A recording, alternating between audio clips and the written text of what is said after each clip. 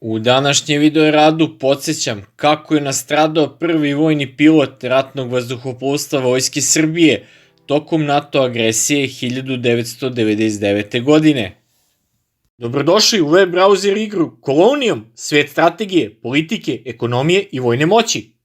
Imaćete priliku da izgradite svoj grad, da stvorite svoj savršen ekosistem i da odlučite o sudbini vašeg naroda. Hoćete li se posvetiti politici i postati lider sile, donoseći odluke koje će oblikovati budućnost vaše države? Ili ćete se okrenuti ekonomiji, trgujući sa drugim igračima? A možda ipak izabrati vojni put, postati general i voditi svoje trupe ka slavi? Igrajte dan i noć, kreirajte svoju strategiju i osvajajte kolonije, a na kraju pripojite i svoje sili. Vaši potezi će oblikovati tok igre i sudbinu vaše sile. Registruj se već danas preko linka u opisu videa.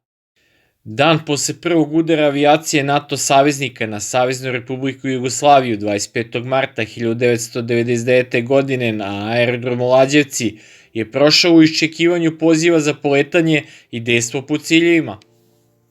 Njihove kolege iz lovačke avijacije ratnog vazduhoplovstva Vojske Jugoslavije, ne žaleći sebe, su već prethodne noći se suprotstavili tehnološki brojčano mnogo nadmoćnijem neprijatelju. Zadatak pilota jurišnog aviona Orao iz jurišnih eskadrila 98. lovačkog bombarderskog avijacijskog puka 241. Tigrova i 252. Kurijaka sa Ušća se znao, kad počnu napadi NATO snaga, počinje dejstvo po položajima i kampovima za obuku terorističkih formacija na Kosovu i Metohiji. Pre toga su imali dve neposredne ratne opasnosti, prvu u oktobru 1998. godine, a zatim i u februaru 1999. godine, kada je ipak sve završeno, odnosno odloženo pregovorima i dodatnim ustupcima tadašnje Savezne Republike Jugoslavije. Avioni 241. lovačkom bombarderske eskadrile dobili su odmah na početku rata zadatak da podrže jedinice 3. armije kopnene vojske u ofanzivnim dejstvima protiv takozvane oslobodilačke vojske Kosova. U prvom danu obavljena su dva zadatka na teritoriji pokrajine Kosova i Metohije. Tokom noći avio-bombe borbenih aviona NATO-a nisu pogodile pistu aerodroma Lađevci, već su pali između nje i stajanke za avione. Dan kasnije, 25. marta 1999. godine, u poslepodnevnim časovima, poletela su još dva jurišna aviona Orao. U prvom avionu Orao sa evidencijskim brojem 25104 se nalazio major Života Đurić. On i njegov pratilac, Slobodan Dimovski, imali su zadatak da unište uporište OVK u rejonu Glogovca, u kom je, prema obaveštenim procenama, bilo između 800 i 1000 albanskih pobunjenika. Prvi avion Orao, kojim je upravljao major Đurić, bio je naoružan sa 4 bombe FAB-250, a avion pratioca sa 4 kasetne aviobombe BL-755 britanske proizvodnje.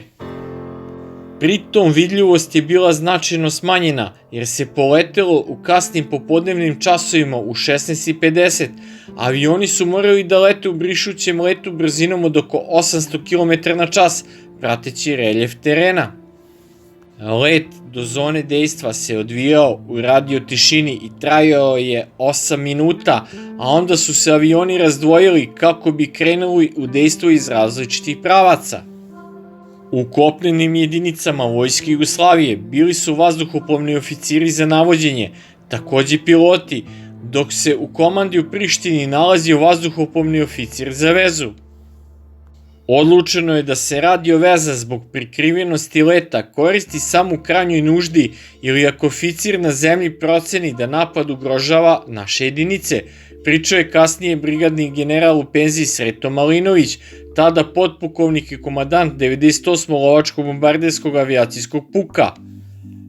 Zbog naglog manevra uvođenju napada ciljeve i ulaska u senke okolnih brda, pratilac je izgubio iz vida vođu para majora Đurića. Života Đurić je izbacio prve dve bombe i pogodio bazu OVK. Pratilac je video eksploziju, odnosno takozvane padne tačke bombi, a onda ga izgubio iz vida zbog naglog manevra. Leteli smo iznad ispresecanog terena, u uslovima otežane navigacije na samo 50 metara relativne visine. Sunce je bilo na zalasku, planine na granici s Albanijom već su pravile senke. Đurić je već izvršio dejstvo, bio je u manevru nagore kada je pogođen. Video sam da je pao na položaj terorista koji su imali podršku NATO avijacije iz vazduha. Druga dva jurišna aviona Orao, koja su poletela nekoliko minuta nakon Đurića i Dimovskog, vratili su se na Lađevce, ali ne bez posledica. Kapetan prve klase Dejan Vasiljević je u brišućem letu zakačio dalekovod razvučen između dva brda vertikalnim stabilizatorom, odnosno odozdo, i vratio se sa oštećenim avionom, srećom bez posledica po sebe. 2 dana kasnije, nakon borbi sa pripadnicima OVK na mesto pada aviona specijalne jedinice policije kroz teritoriju na kojoj su se još vodile borbe, doveli su u borbenom oklopnom vozilu pripadnike komisije za istragu pada aviona.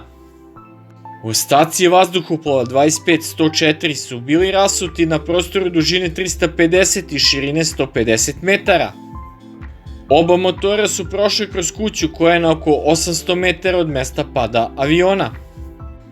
Na osnovu toga je zaključeno da je avion majora Đurića posle odbacivanja bombi nastavio da ponire i udario o tlo 100 do 200 metara iza padnih tački bombi koje je odbacio. Komisija je pošla od pretpostavke da su teroristi OVK najverovatnije pogodili pilota ili uništili vitalni deo aviona.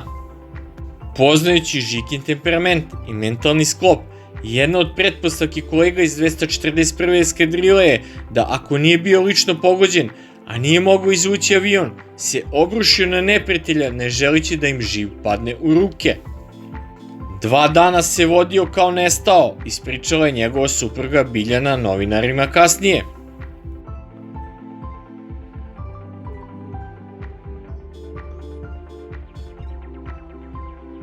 Sve u svemu, Života Đurić je prvi vojni pilot koji je pokazao kako se herojski polaže život na oltar otadžbine, a nakon njega su to učinili još major Zoran Radosavljević, pukovnik Milenko Pavlović i general pukovnik Ljubiša Veličković tokom NATO agresije na Saveznu Republiku Jugoslaviju te 1999. godine.